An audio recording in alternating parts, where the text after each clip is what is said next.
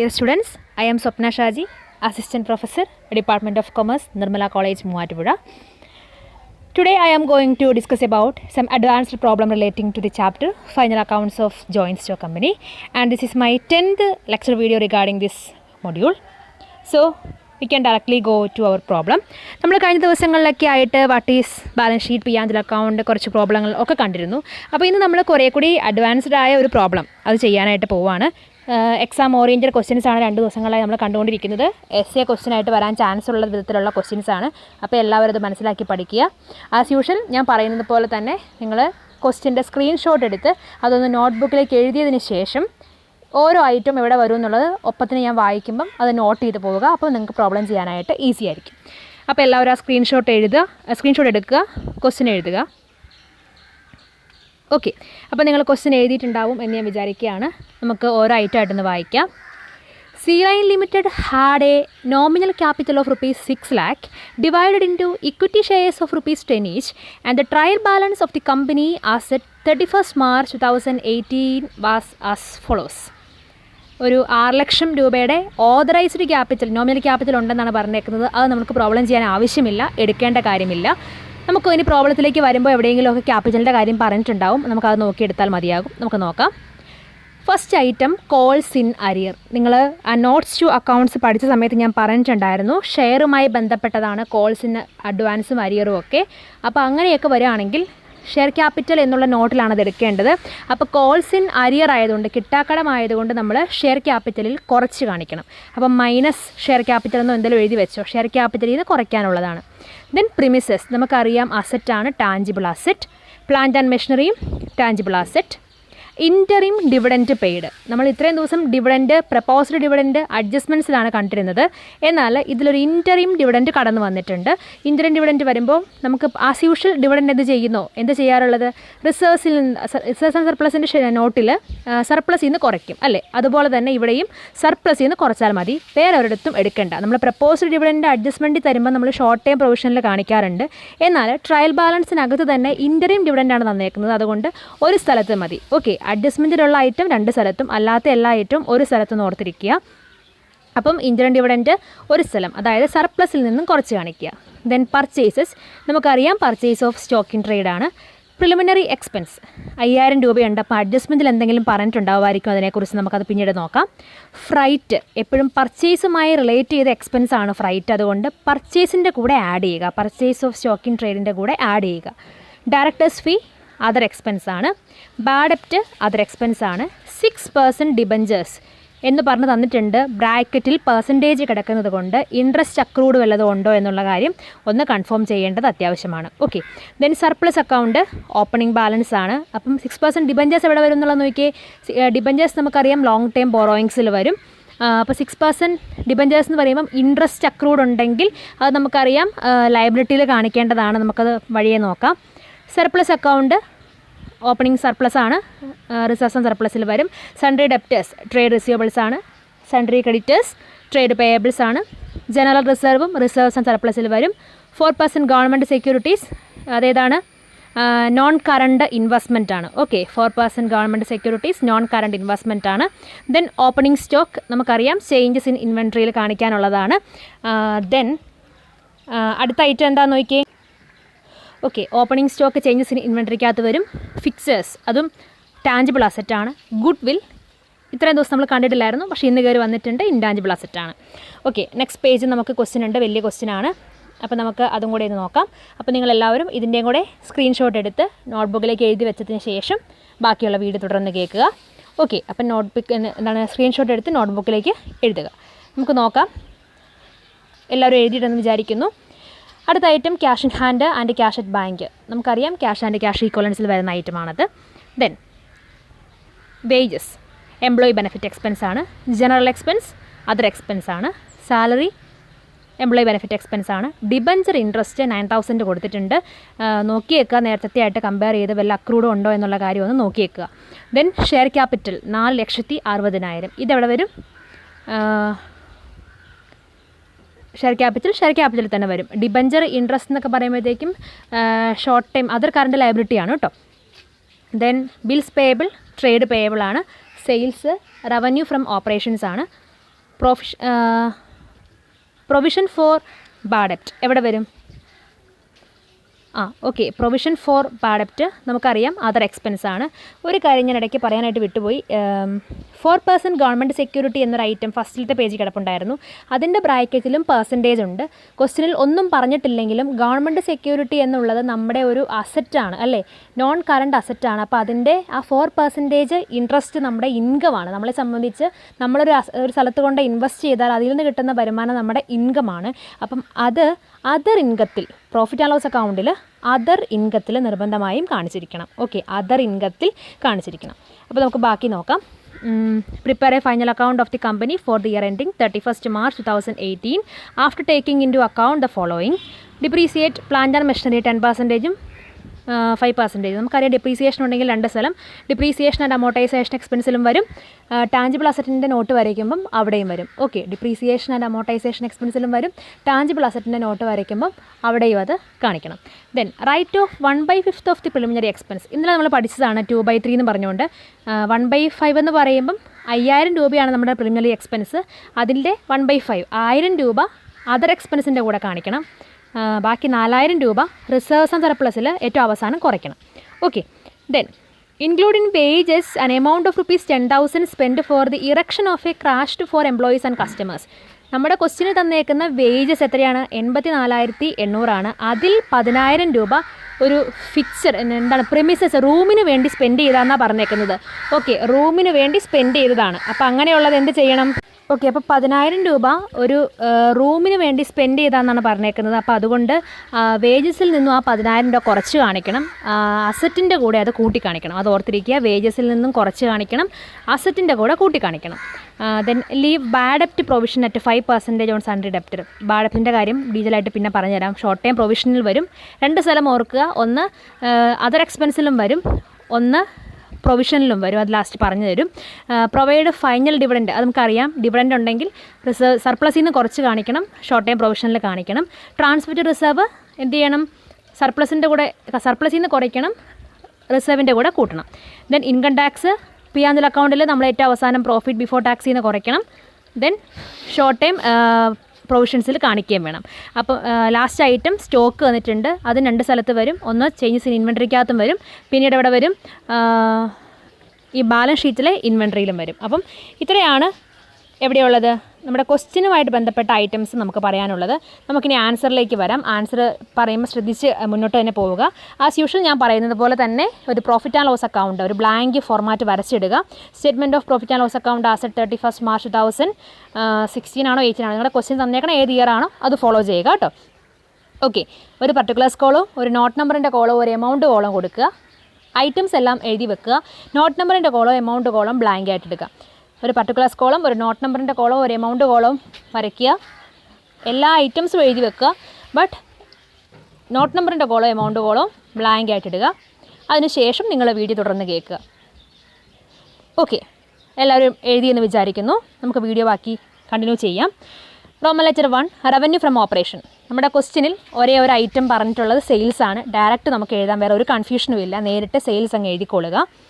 Then other income, ഇവിടെ ശ്രദ്ധിക്കണം, other income നമ്മുടെ ക്വസ്റ്റ്യനിൽ ഒരു 4% government securities non current asset കൊടുത്തിട്ടുണ്ടായിരുന്നു, ഇൻവെസ്റ്റ്മെൻറ്റ് കൊടുത്തിട്ടുണ്ടായിരുന്നു അല്ലേ. 4% ഗവൺമെൻറ് സെക്യൂരിറ്റീസ്. അപ്പം അതൊരു 3 ലക്ഷം അല്ല 8 ലക്ഷമാണെന്ന് തോന്നുന്നു അല്ലേ എമൗണ്ട്. എത്രയാണ് അതിൻ്റെ എമൗണ്ട്? സോറി, 4% ഗവൺമെൻറ് സെക്യൂരിറ്റീസ് 60,000 രൂപ എമൗണ്ട് കിടപ്പുണ്ട്. 4% ഗവൺമെൻറ് സെക്യൂരിറ്റീസ് 60,000 രൂപ എമൗണ്ട് കിടപ്പുണ്ട്. അപ്പം 4 × 6 24 2400 രൂപ ഇൻട്രസ്റ്റ് കിട്ടും എന്ന് നമ്മൾ അസ്യൂം ചെയ്യുക. അത് അതർ ഇൻകത്തിൽ കാണിക്കുക. ഓക്കെ, അപ്പോൾ സെയിൽസ് എഴുതുക. 60,000 × 4/100 അപ്പം 2400 ഇൻട്രസ്റ്റ് കിട്ടുമെന്ന് അസ്യൂം ചെയ്യുക. അതും കൂടി അങ്ങ് എഴുതുക. ടോട്ടൽ ചെയ്യുക. അപ്പം നമുക്ക് ടോട്ടൽ റവന്യൂ കിട്ടും 4,17,400. ഇനി എക്സ്പെൻസ് ആണ് നമ്മൾ എഴുതുന്നത്. Cost of material consumed. ക്വസ്റ്റ്യനിൽ റോ മെറ്റീരിയലിനെ കുറിച്ച് ഒന്നും പറഞ്ഞിട്ടില്ല, അപ്പോൾ എടുക്കേണ്ട. Purchase of stock in trade നമുക്കൊരു നോട്ട് വരയ്ക്കാനുണ്ട്. എല്ലാവരും നോട്ട് വരയ്ക്കുക. Not number 1 purchase of stock in trade. നമുക്കറിയാം പർച്ചേസ് ഡയറക്റ്റായിട്ട് ക്വസ്റ്റ്യൻ തന്നിട്ടുണ്ട്. ഐറ്റംസ് എഴുതി വെച്ചവർക്ക് എളുപ്പമാണ് പ്രോബ്ലം ചെയ്യാൻ കേട്ടോ, അല്ലാത്തവരാണ് ഈ കൺഫ്യൂഷൻ ഉണ്ടാകുക. ദെൻ ഫ്രൈറ്റും ഡയറക്റ്റായിട്ട് ക്വസ്റ്റ്യൻ തന്നിട്ടുണ്ട്. രണ്ടും കൂടെ ടോട്ടൽ എടുക്കുക, കൊണ്ടുവന്ന് എഴുതുക. അപ്പോൾ പർച്ചേസ് ഓഫ് സ്റ്റോക്ക് ഇൻ ട്രേഡിൽ പർച്ചേസും ഫ്രൈറ്റും 1,80,100. ഓക്കെ, അടുത്തത് ചേഞ്ചസ് ഇൻ ഇൻവെൻട്രി. നിങ്ങൾക്കറിയാം opening stock minus closing stock ആണ് ചേഞ്ചസ് ഇൻ ഇൻവെൻട്രി. അപ്പോൾ note number 2 changes in inventory opening stock 75,000 minus closing stock 1,00,000. കുറച്ച് കഴിയുമ്പോൾ നെഗറ്റീവ് വരും, 26,000 നെഗറ്റീവ്. അപ്പോൾ note number 2 changes in inventory 26,000 negative ഫിഗറാണ്, അപ്പോൾ കുറയ്ക്കാനുള്ളതാണ്. അടുത്തത് എംപ്ലോയി ബെനിഫിറ്റ് എക്സ്പെൻസ്. കുറച്ച് അഡ്ജസ്റ്റ്മെൻ്റ് ഉണ്ട്, അപ്പോൾ വരയ്ക്കേണ്ടതായിട്ട് വരും. Not number 3 employee benefit expense. Note number 3 employee benefit expense. അതിൽ ഫസ്റ്റ് ഐറ്റം വേജസ് ആണ്. നമ്മുടെ ക്വസ്റ്റ്യനിൽ വേജസ് എന്ന് പറഞ്ഞാൽ 84,400 വന്നിട്ടുണ്ട്. പക്ഷേ അഡ്ജസ്റ്റ്മെൻറ്റിൽ പറഞ്ഞിട്ടുണ്ടായിരുന്നു അതിൽ 10,000 ഒരു റൂം പണിതതുമായി ബന്ധപ്പെട്ട് വന്ന വേജാണ്. നമുക്കറിയാം അസറ്റിൻ്റെ ഇൻസ്റ്റലേഷന് വേണ്ടി വരുന്ന ഐറ്റം ആ വേജസ് ഒക്കെ അസറ്റിൻ്റെ വിലയിൽ കൂട്ടണം നമ്മൾ പഠിച്ചിട്ടുണ്ട്. അപ്പോൾ അതുകൊണ്ട് വേജസിൽ നിന്നും ആ വേജ് അങ്ങ് ഒഴിവാക്കണം. അപ്പോൾ ലെസ് പ്രീപെയ്ഡ് ഫോർ റൂമിന് വേണ്ടി ചിലവാക്കിയ 10,000 രൂപ കുറയ്ക്കുക. ദെൻ മറ്റൊരു എംപ്ലോയി ബെനിഫിറ്റ് എക്സ്പെൻസ് ഉള്ളത് സാലറിയാണ്. അപ്പോൾ അതും കൂടി അങ്ങ് എടുക്കുക. അപ്പം വേജസിൽ നിന്നും റൂമിന് വേണ്ടി വന്ന 10,000 കുറയ്ക്കുക, ദെൻ സാലറി കൂട്ടുക. അപ്പോൾ നമുക്ക് not number 3 employee benefit expense കിട്ടി 89,300. അതും എഴുതി. അടുത്തത് ഫിനാൻസ് കോസ്റ്റ് ആണ്. Finance cost note number 4 finance cost. Note number 4 finance cost. ശ്രദ്ധിക്കേണ്ട ഒരു കാര്യം, ക്വസ്റ്റ്യനിൽ ഡിബഞ്ചറിൻ്റെ ഇൻട്രസ്റ്റ് എന്നും പറഞ്ഞൊരു ഫിഗർ ഓൾറെഡി ട്രയൽ ബാലൻസിൽ തന്നിട്ടുണ്ട്. എത്രയാണ് ഡിബഞ്ചർ ഇൻട്രസ്റ്റ് എന്ന് പറഞ്ഞ് തന്നേക്കുന്നത്? 9,000 ആണ്. ഡിബഞ്ചർ ഇൻട്രസ്റ്റ് എന്ന് പറഞ്ഞുകൊണ്ട് തന്നേക്കുന്നത് 9,000 ആണ്. പക്ഷേ നമ്മുടെ ഡിബഞ്ചറിൻ്റെ പേര് നോക്കുക, 6% ഡിബഞ്ചേഴ്സ് ഓഫ് റുപ്പീസ് 3 lakh ആയിരുന്നു. Okay, 6% debentures of rupees 3 lakh ആയിരുന്നു. അപ്പം 1 year ഇൻട്രസ്റ്റ് എന്ന് പറയുമ്പോഴത്തേക്കും 3 lakh × 6/100 എത്ര വരും? 18,000 വരും അല്ലേ? 18,000 വരും. പക്ഷേ നമ്മുടെ ക്വസ്റ്റ്യനിൽ ഓൾറെഡി 9,000 ആണ് തന്നിട്ടുള്ളൂ. അപ്പോൾ ബാക്കി 9,000 എന്താണ്? ഔട്ട്സ്റ്റാൻഡിംഗ് ആണ്. അതിന് വേണ്ടിയാണ് 6% അവിടെ തന്നേക്കുന്നത്. ഓക്കെ, 3 ലക്ഷം രൂപയുടെ ഡിബഞ്ചർ ഉണ്ട്, 6% ആണ് ഇൻട്രസ്റ്റ് എങ്കിൽ 3 ലക്ഷം × 6/100 18,000 വരും. ഓൾറെഡി ക്വസ്റ്റ്യനിൽ ട്രയൽ ബാലൻസിൽ 9,000 തന്നിട്ടുള്ളൂ. അപ്പോൾ ബാക്കിയുള്ള 9,000 ഔട്ട്സ്റ്റാൻഡിംഗ് ആണ്. അപ്പോൾ അതുകൂടെ കാണിക്കുക. ഫിനാൻസ് കോസ്റ്റ് നമുക്ക് കിട്ടും. ഓക്കെ, അപ്പോൾ finance cost note number 4 finance cost 18,000. Then depreciation and amortisation expense. അതിന് നമുക്ക് നോട്ടുണ്ട്. ഡിപ്രീസിയേഷൻ ഓൺ പ്ലാന്റ് ക്വസ്റ്റ്യനിൽ പറഞ്ഞിട്ടുണ്ട് അത് 10% ആണെന്നുള്ളത്. അപ്പോൾ അത് കാണിക്കണം നിർബന്ധമായിട്ടും. പ്ലാന്റ് 3,60,000 × 10/100 36,000. അപ്പോൾ അത് കാണിക്കുക. ദെൻ ഫിക്സ്റ്റേഴ്സ് ആണ്. ഫിക്സ്റ്റേഴ്സിൻ്റെ എമൗണ്ട് ക്വസ്റ്റ്യനിൽ ഒന്ന് നോക്കിയേക്കുക. ഫിക്സ്റ്റേഴ്സിൻ്റെ എമൗണ്ട് എത്രയുണ്ട്? 7,200 ഉണ്ട്. അതിൻ്റെയും ഡിപ്രീസിയേഷൻ ക്വസ്റ്റ്യനിൽ കറക്റ്റ് റേറ്റ് പറഞ്ഞിട്ടുണ്ട് 5%. അപ്പം 7,200 × 5/100 360. അപ്പോൾ രണ്ടും കൂടി ആഡ് ചെയ്യുക, നമുക്ക് ഡിപ്രീസിയേഷൻ ആൻഡ് അമോർട്ടൈസേഷൻ എക്സ്പെൻസും കിട്ടും. അതും കൊണ്ടൊന്ന് എഴുതുക. Depreciation and amortisation expense note number 5 36,360. ഇനിയുള്ളത് അതർ എക്സ്പെൻസ് ആണ്. അതിനും നമുക്ക് നോട്ടുണ്ട്. അതർ എക്സ്പെൻസിലെ ഫസ്റ്റ് ഐറ്റം എന്ന് പറയുന്നത് ഡയറക്ടേഴ്സ് ഫീ കാണിക്കുക, ജനറൽ എക്സ്പെൻസ് കാണിക്കുക. അതൊന്നും നിങ്ങൾക്ക് കൺഫ്യൂഷൻ ഇല്ല. ഇനി ബാഡപ്റ്റുമായിട്ട് ബന്ധപ്പെട്ട് വരുമ്പോഴായിരിക്കും നിങ്ങൾക്ക് കൺഫ്യൂഷൻ വരിക. അപ്പോൾ ഡയറക്ടേഴ്സ് ഫീയും ജനറൽ എക്സ്പെൻസും കാണിച്ചു കഴിയുമ്പോഴത്തേക്കും അടുത്തതായിട്ടൊരു ഹെഡിങ് പോലെ കൊടുക്കുക, provision for bad debt. Provision for bad debt എന്ന് കൊടുക്കുക. ഇനി നിങ്ങൾ ക്വസ്റ്റ്യനിലെ കറക്റ്റായിട്ട് ആ ഫിഗേഴ്സ് നോക്കണം, ഇല്ലെങ്കിൽ നിങ്ങൾക്ക് കൺഫ്യൂഷൻ വരും. ക്വസ്റ്റ്യനിലെ ട്രയൽ ബാലൻസിൽ ഓൾറെഡി ബാഡപ്റ്റ് എന്ന് പറഞ്ഞൊരു ഫിഗർ തന്നിട്ടുണ്ട്. വെറുതെ പ്രൊവിഷൻ അല്ല, വെറുതെ ഒരു ബാഡപ്റ്റ് തന്നിട്ടുണ്ടാവും. അതെത്രയാണെന്ന് നോക്കുക. ബാഡപ്റ്റ് എന്ന് പറയുന്നത് 2,110 ആണ്. 2,110. ഓക്കെ, ക്വസ്റ്റ്യനിൽ വെറുതെ ഒരു ബാഡപ്റ്റ് എന്ന് പറഞ്ഞൊരു ഫിഗർ കൊടുത്തിട്ടുണ്ട്. ആ ഫിഗറാണ് നമ്മൾ ആദ്യം എടുക്കുന്നത്. അപ്പോൾ ബാഡപ്റ്റ് 2,110 നേരെ അങ്ങ് ഇന്നർ കോളത്തിലേക്ക് എഴുതിക്കൊള്ളുക, കൺഫ്യൂഷൻ ഒഴിവാക്കാൻ വേണ്ടിയാണ്. ദെൻ ക്വസ്റ്റ്യനിൽ അഡ്ജസ്റ്റ്മെൻറ്റിൽ ഒരു ന്യൂ പ്രൊവിഷൻ്റെ കാര്യം പറഞ്ഞിട്ടുണ്ട്. ന്യൂ പ്രൊവിഷൻ 5% എന്ന് പറഞ്ഞിട്ടുണ്ട്. അപ്പോൾ ശ്രദ്ധിക്കേണ്ട ഒരു കാര്യം, നിങ്ങളുടെ ക്വസ്റ്റ്യനിൽ ഡെപ്റ്റേഴ്സ് എത്രയുണ്ടെന്ന് നോക്കുക. ക്വസ്റ്റ്യനിൽ ഡെപ്റ്റേഴ്സ് എത്രയുണ്ടെന്ന് നോക്കുക. 87,000 ഡെപ്റ്റേഴ്സ് ഉള്ളത്. 87,000 × 5/100 എത്ര കിട്ടും? ആ ഫിഗറാണ് എഴുതേണ്ടത്. ഓക്കെ, ആഡ് ന്യൂ പ്രൊവിഷൻ എന്ന് പറഞ്ഞ് 87,000 × 5/100 4,350. ദെൻ അതിൽ നിന്നും നമ്മൾ എന്ത് കുറയ്ക്കണം? ഓൾഡ് പ്രൊവിഷൻ ഉണ്ടെങ്കിൽ അത് കുറയ്ക്കണം. ഓക്കെ, ക്വസ്റ്റ്യനിൽ ഓൾഡ് പ്രൊവിഷൻ കൊടുത്തിട്ടുണ്ട് 3,500. അപ്പോൾ ശ്രദ്ധിക്കുക, ഞാൻ ആ ലൈൻ കൊടുത്തേക്കുന്നൊന്ന് മാറിപ്പോയിട്ടുണ്ടെങ്കിലും മനസ്സിലാക്കുക. ബാഡപ്റ്റ് 2,210 കൂടെ ന്യൂ പ്രൊവിഷൻ 4,350 ആഡ് ചെയ്യുക, ഓൾഡ് പ്രൊവിഷൻ കുറയ്ക്കുക. ബാലൻസിങ് ഫിഗർ 2960 കിട്ടും. ദെൻ ഒരു ഐറ്റം കൂടി നമുക്കുള്ളത് പ്രിലിമിനറി എക്സ്പെൻസ് ആണ്. 1/5 നമ്മൾ ഓൾറെഡി റൈറ്റ് ഓഫ് ചെയ്ത് കളയാനായിട്ട് ക്വസ്റ്റിന് പറഞ്ഞിട്ടുണ്ട് അല്ലേ. അപ്പം 5000 × 1/5 1000 അതും കൂടി അങ്ങോട്ട് എഴുതുക. അതർ എക്സ്പെൻസ് ആയിട്ട് ടോട്ടൽ ചെയ്യുക. 5000 × 1/5 1000 എഴുതുക. അതും കൂടി അങ്ങോട്ട് ടോട്ടൽ ചെയ്യുക. അപ്പം നമുക്ക് അതർ എക്സ്പെൻസ് കിട്ടും. അപ്പം അതും കൂടി അങ്ങോട്ട് എഴുതുക. ദെൻ ടോട്ടൽ ചെയ്യുക. 3,42,360 എന്ന് പറഞ്ഞ് നമുക്ക് ടോട്ടൽ എക്സ്പെൻസ് കിട്ടും.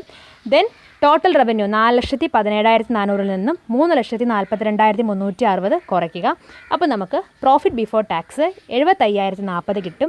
ദെൻ ക്വസ്റ്റിനിൽ ഡയറക്റ്റ് ആയിട്ട് തന്നെ ടാക്സ് എക്സ്പെൻസ് എത്രയാണെന്ന് പറഞ്ഞിട്ടുണ്ട്, 25,000 ആണ്. അതുകൂടെ കുറച്ച് കഴിയുമ്പോൾ നമുക്ക് പ്രോഫിറ്റ് ഫോർ ദി പീരീഡ് 50,040 കിട്ടും. അപ്പോൾ അത്രയേ ഉള്ളൂ പ്രോഫിറ്റ് ആൻഡ് ലോസ് അക്കൗണ്ട്. ഇനി നമുക്ക് ബാലൻസ് ഷീറ്റിലേക്ക് പോകാം. ബാലൻസ് ഷീറ്റും നിങ്ങൾ ഈ പറഞ്ഞ പോലെ തന്നെ ഫോർമാറ്റ് എമൗണ്ട് കോളം നോട്ട് നമ്പറിൻ്റെ കോളം ബ്ലാങ്ക് ആക്കി ഒരു ഫോർമാറ്റ് വരച്ചതിന് ശേഷം വീഡിയോ തുടർന്ന് കേൾക്കുക. ഓക്കെ, എമൗണ്ട് കോളവും നോട്ട് നമ്പറിൻ്റെ കോളവും ബ്ലാങ്ക് ആക്കി ഒരു ബാലൻസ് ഷീറ്റ് വരച്ചതിന് ശേഷം വീഡിയോ തുടർന്ന് കേൾക്കുക.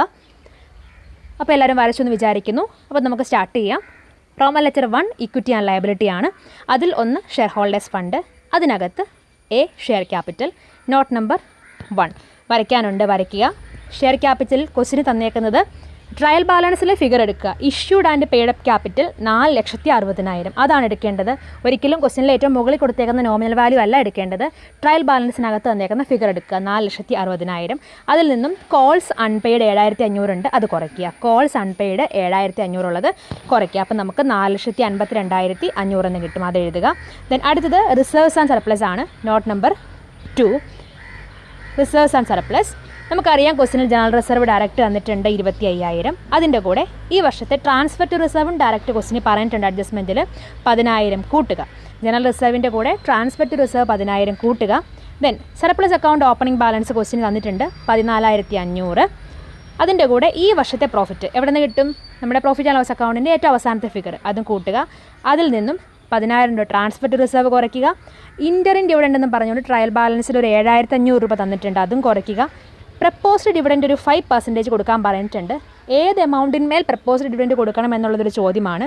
നമ്മൾ തൊട്ട് മുമ്പ് വരച്ച ഷെയർ ക്യാപിറ്റൽ എന്നുള്ള നോട്ടിൻ്റെ ആ ടോട്ടൽ എത്രയാണോ അത്, നമ്മൾ തൊട്ട് മുമ്പ് വരച്ച ഷെയർ ക്യാപിറ്റൽ എന്ന് പറയുന്ന ആ ഒരു നോട്ടിൻ്റെ ടോട്ടൽ 4,52,500 × 5/100 22,625. ഓക്കെ, കോൾ സിനാരിയോ ഉണ്ടെങ്കിൽ അത് കുറച്ച് കിട്ടുന്ന ഫിഗറിന്മേൽ വേണം ഡിവിഡൻഡ് കൊടുക്കാനായിട്ട്.